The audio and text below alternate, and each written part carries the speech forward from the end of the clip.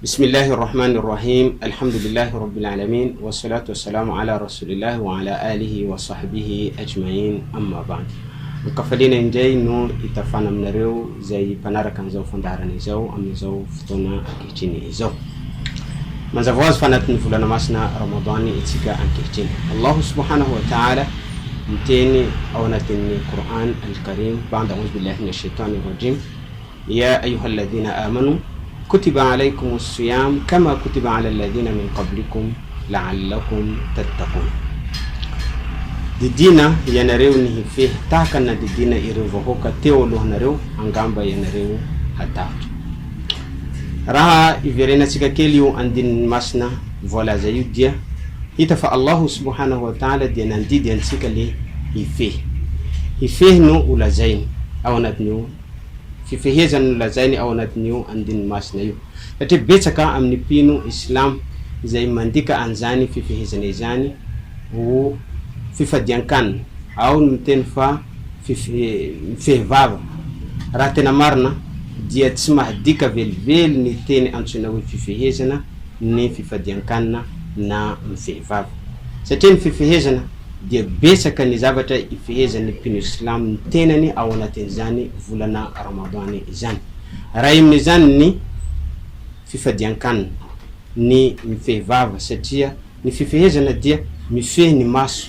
tsy zery zavatra voarara, mifehy ny sofina tsy heno zavatra voarara, mifehy tahaka izany ihany koa ny vava mba tsy iteniteny foana, tsy andainga, tsy fosafosa, tsy tatidresaka, tsy famaly aman'olona, tsy hanompa ny zavatra rehetra izay tsy mety zay mety avoakan'ny vava dia voarara avokoa ao anatin'ity volana Ramadany ity. Mifehy tahaka izany ihany koa ny fo sy ny saina mba tsy hieritreritra zavatra voarara, mifehy ny tanana mba tsy hikapoka olona,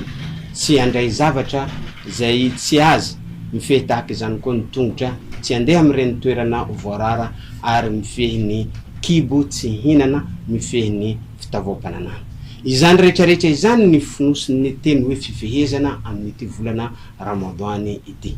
Ka raha voafehy izany rehetrarehetra izany dia ho tafapita any amin'ny hafatra tian'ny Allahu subhanahu wa ta'ala ho apita amin'ny pino tsirairay ny fifehezana satria izy araka ny voalazantsika amin'ny andininy teo dia hoe la'allakum tattaqun, angamba ianareo hatahotra satria ny mitondra ny zanak'olombelona any amin'ny fahotana dia ray amin'ireo zavatra voatanisantsika ireo. Mety ny maso io, na mety ny sofina io, na mety ny lela io, na ny tanana io, na ny tongotra io, na ny saina io, na ny taovam-pananana io. Ireo zay membre rehetrarehetra ao anatin'ny vatan'ny olombelona zany, io le mitondra ny zanak'olombelona makany amin'ny fahotana, makany amin'ny fandokana ny didy amandalana ny Allahu subhanahu wa ta'ala. Karariny tsy isy raha azo an'izany fatahorana izany ny pino anankiray rehefa manatanteraka ny fifehezana amin'ity volana Ramadany ity satria mifehy an'ireo zavatra rehetra voatanisa ireo ny pino islam rehefa manatanteraka an'izany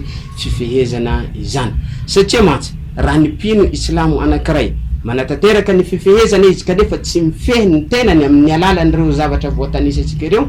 dia tsy misy varany, tsisy tombosoa azony amin'ny fanatanterahana an'izany fifehezana izany. Zay indrindra mahatonga ny mpaminany ny finoana islam Muhammad sallallahu alayhi wa sallam izy miteny hoe man lam yada an qawla zur wala amala bih wal jahla falaysa lillahi hajatun an yada'a ta'amahu wa sharaba. Zay olona mifehy ka tsy mamela ny fitenenana ratsy, le teny tsy voateny zay tsy mety mivoaka amin'ny vavany ary mifamaly aman'olona fanatanterahana an'izany fifehezana izany dia Allahu subhanahu wa ta'ala tsisy zavatra ilany Allahu ady tsy hisakafo na tsy hisotro, tsisy tanjona ny Allahu subhanahu wa ta'ala, tsisy tombosoany Allahu subhanahu wa ta'ala, tsisy